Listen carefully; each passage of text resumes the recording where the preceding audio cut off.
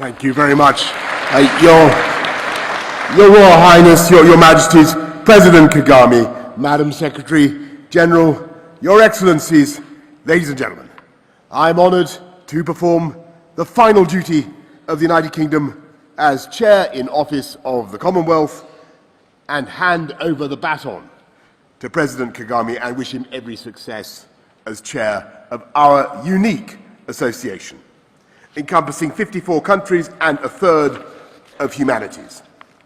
One of our newest members is now at the helm, and more nations are seeking to join, which tells you everything you need to know about the health and vitality of our Commonwealth, because for all the differences between us, we're united by an invisible thread of shared values, history, and friendship.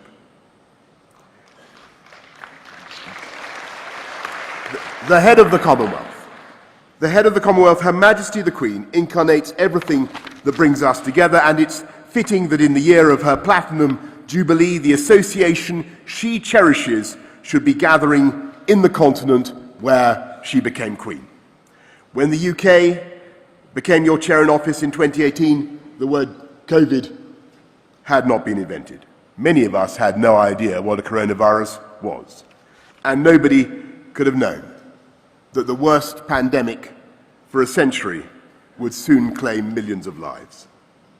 The British government put together the partnership between Oxford University and AstraZeneca that produced the world's most popular vaccine, and during our time as chair in office, the UK supported the delivery of more than 1.4 billion doses of COVID vaccines to Commonwealth countries. Thank you. The pandemic posed a common threat to all humanity, and the same is true of catastrophic climate change. No one understands this better than our Commonwealth friends in the Caribbean, the Pacific, and the Indian Ocean, who can see the incoming tide surging ever higher up their beaches, threatening to inundate their villages and towns, and in time, the entire landmass of some island states. For them, the baleful effects of climate change aren't vague or theoretical, but already happening before their eyes.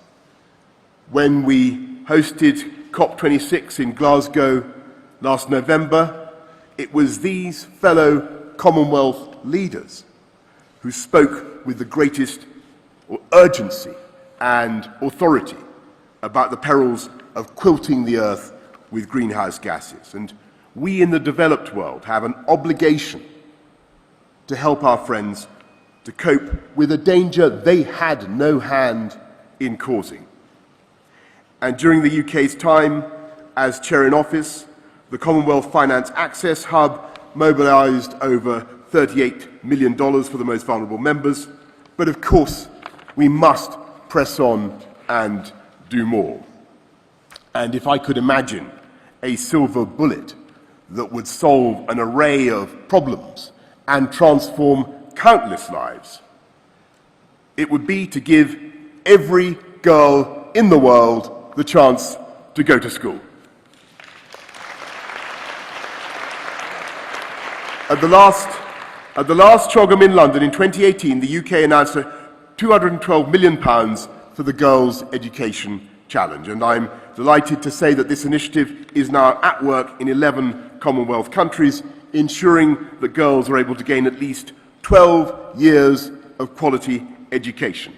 We need to empower them to play their full part in the economy when they leave school, so the UK is funding the She Trades Commonwealth programme, which has already helped over 3,500 women-owned businesses to become more competitive and generate more than £32 million worth of sales.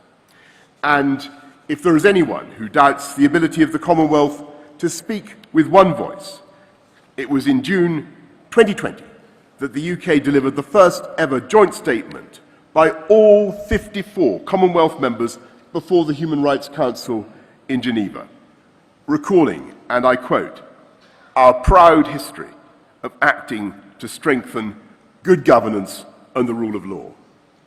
One of the greatest affronts to everything we stand for is Russia's invasion of Ukraine and Putin's blockade of the ports that would otherwise be shipping food to the world's poorest people.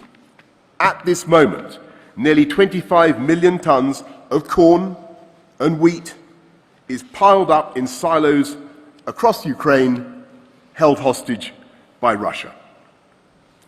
Britain supports the United Nations plan to get that food out, and we will invest over £370 million in global food security this year, including £130 million for the World Food Programme.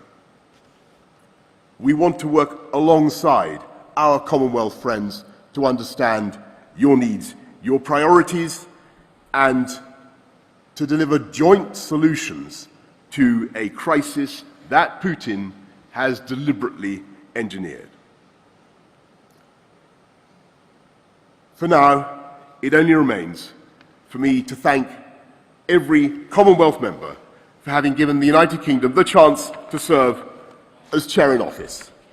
And as I pass on this responsibility to President Kagame, a close friend and a partner, I know that he shares my boundless optimism about the future of the Commonwealth at the forefront of the international agenda and benefiting all our peoples.